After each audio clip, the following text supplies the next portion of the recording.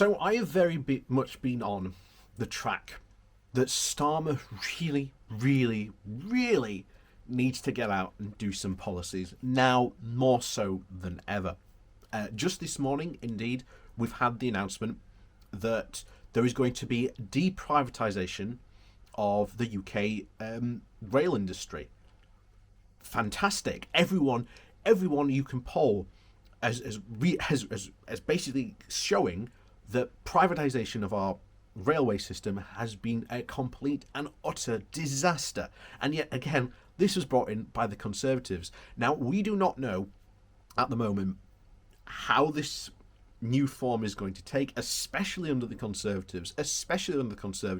This could very much well be a looks nationalised but really isn't system. Like I say, we're just going to have to wait until the finer details for it are out.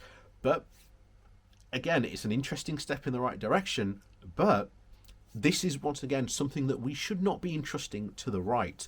It does look that after the pandemic, after we've seen how good state intervention and the power of essentially state-run things are, that this is now what people want. So now there really is a genuine hunger for proper progressive economic solutions, and Labour can help step in and fill those gaps and help to provide those solutions.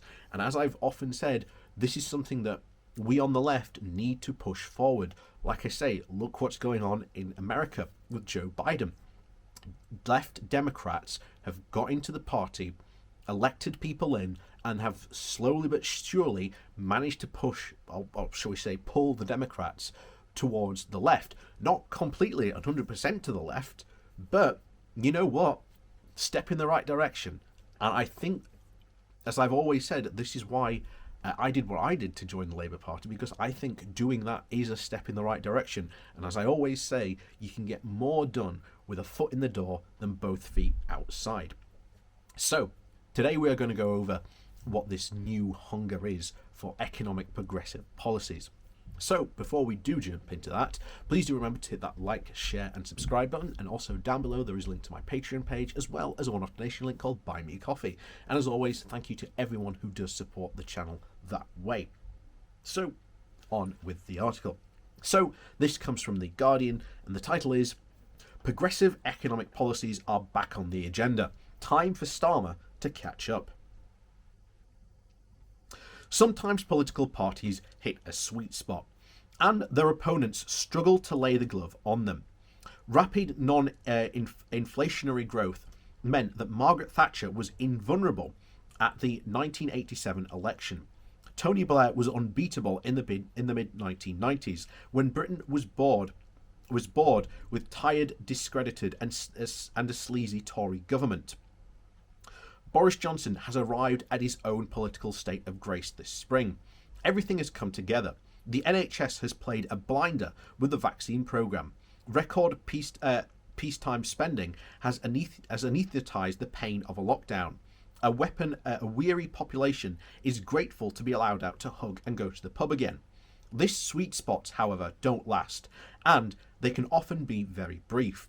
It is even possible that the variant of the coronavirus first detected in India will pose no significant threat to the UK, and a soon blossoming economy will continue to give Johnson a non-stick quality. If the new variant, however, does take hold and causes a delay in lifting restrictions, or even the reimposition of tougher controls, the day the Prime Minister ambled around Hartlepool on his post-by-election victory march may go down as peak Johnson. That thought, although, has of predictions of untouchability are rare and generally fleeting, and should come as some comfort to Labour Party, although so deep is the current gloom that they probably won't. The fear is not just of a fifth straight general election defeat, but Labour could be following the French Socialist Party into political irrelevance. But this soon might be too soon for pushing the panic button. Some commentators have pointed out that Labour did fine in the recent elections in Wales and Manchester, where it enjoyed the same incumbency factor that delivered for Johnson elsewhere. It was also worth pointing out that despite the trials and tribulations of the Labour Party, progressive politics seem to be in pretty good health. The idea of a self-regulating, self-stabilising free market revival of a fatal wound in the financial crisis of 2008, but somehow lived on for another miserable, wasted decade. Obsessing about the budget deficit was on the way out, even before the pandemic struck, and its current crisis has moved the dial even further to the left. In part, that's because the government has adopted a spend, spend, spend approach. In part, too, because it already shown by this week's National Audit Office report that the pandemic has exposed how threadbare the state has become. But it is also the case that once unfashionable ideas have become part of the mainstream. Activist tax and spending policies and finance ministries are back in vogue, with independent central banks taking back a seat. Furlough schemes have brought forth basic income. Joe Biden has showered money on the American citizens with no heed for the US budget deficit. The deglobalization that began with Donald Trump's trade wars has accelerated as countries have tried to make themselves less vulnerable to long supply chains. Robert Saldisky, in the chapter of his new book, Return of the State, sketched out some ideas for what the UK government should be doing, including taking responsibility for all procurement affecting the health of the nation, a public sector job guarantee for the unemployed, ensuring that some sufficient demand throughout redistribution rather than relying on personal debt. Capital controls reduce government dependence on international credit markets, and in the current climate, none sound nearly as unfeasible as they would have done 5 years ago.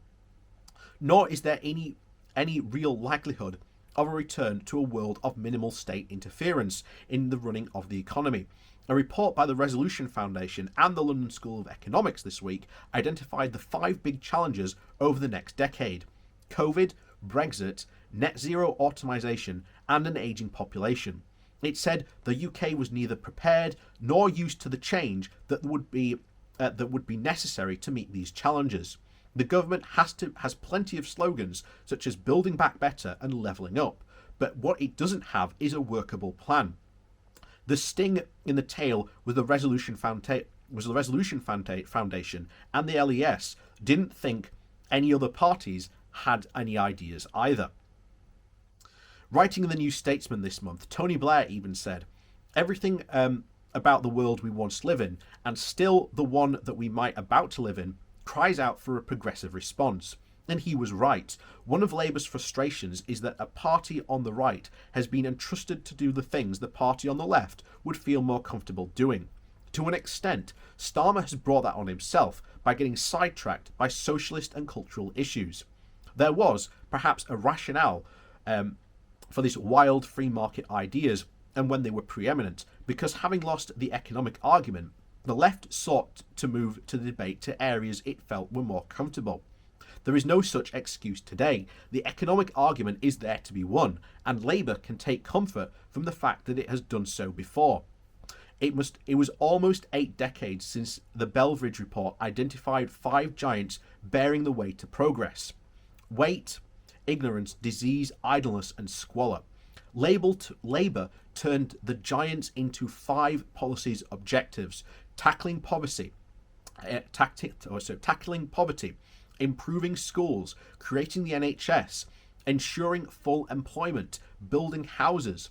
The world has changed, and the 4th industrial revolution is upon us. But those are still things voters want, and Labour could do worse than return to the first principles and the sentiment that carried it to victory in 1945. Never again. And I think these are an absolutely fantastic way to go. What if Labour did return to those 5 core principles? What if it did take on the report from those 2 institutions that said the next big 5 challenges were obviously going to be COVID, Brexit, net zero automation, and ageing population?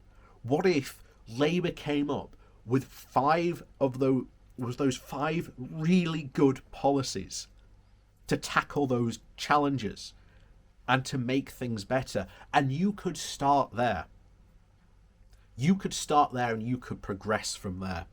And I think that would be a absolutely perfect way to start. And even going back to basics, going back again to 1945 and going, hey, we're going to, make sure the NHS never suffers like this again. We're going to make sure that under our leadership, no one ever has to use a food bank again. We're going to tackle unemployment in a deadly serious way. We're going to go to war on child poverty, unemployment, joblessness.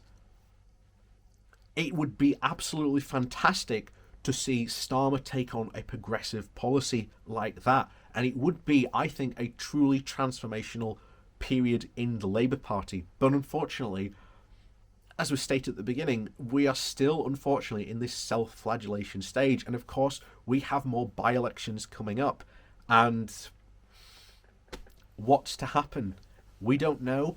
Starmer's in charge. Like I say, at this moment in time, I do not want him to leave. Again, another leadership change would be not good at this point in time. It really wouldn't. I can't think for any good political attitude to take on it. The idea that some people are pointing out that maybe Andy Burnham could maybe take charge of the Labour Party, well, that mean there'd have been another election in Manchester.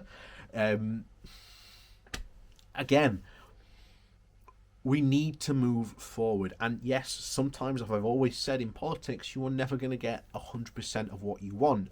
But you know what? Maybe getting 40% of what you want is better than having nothing. And to reiterate a point that I always like to hammer into my audience, having one foot in the door is far better than having both feet outside. So, with that said, as always, thank you for watching. Please do remember to hit that like, share and subscribe button. And of course, down below, there are links to my Patreon page, as well as a one-off donation link as well, called Buy Me Coffee. And as always, thank you very much to all the people who do support my channel. And we'll see you all next time.